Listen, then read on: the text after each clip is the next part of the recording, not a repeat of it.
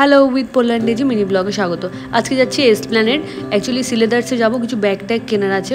কিছুদিন হলো বাইক থেকে পড়ে গিয়ে আমার অফিসের ব্যাগটা একেবারেই ছন্ন ছাড়া হয়ে ছিঁড়ে গেছে, সেই জন্য আজকে সিলেদার্সে যাচ্ছি ব্যাগ কিনতে। এজিও গেছিলো আমার সাথে। অনেকগুলো ব্যাগ দেখেও পোলোর কোনোটাই পছন্দ হচ্ছিল না। তারপর আমি কয়েকটা দেখানোর পর তার মধ্যে থেকে একটা পছন্দ হলো। বলে তো কোনটা নিয়েছি? আচ্ছা, শীত গ্রীষ্ম বর্ষা আমাদের মতো গরিব লোকেদের জন্য সিলেদার্সই ভরসা, ঠিক আছে। তারপরে উল্টো দিকে বেরিয়েই দেখি ফিয়েস্তা বলে নতুন বারবিকিউ নেশনের একটা ব্রাঞ্চ খুলেছে।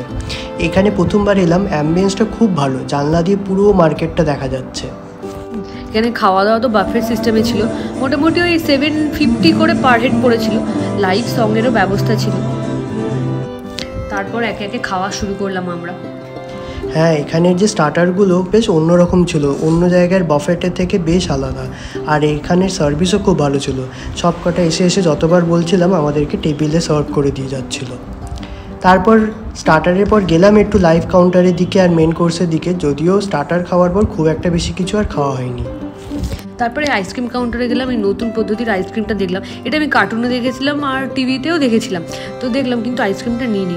আমি নিয়েছিলাম ব্রাউনি উইথ আইসক্রিম, মানে ভ্যানিলা আইসক্রিম, যেটা আমরা অল টাইম ফেভারিট।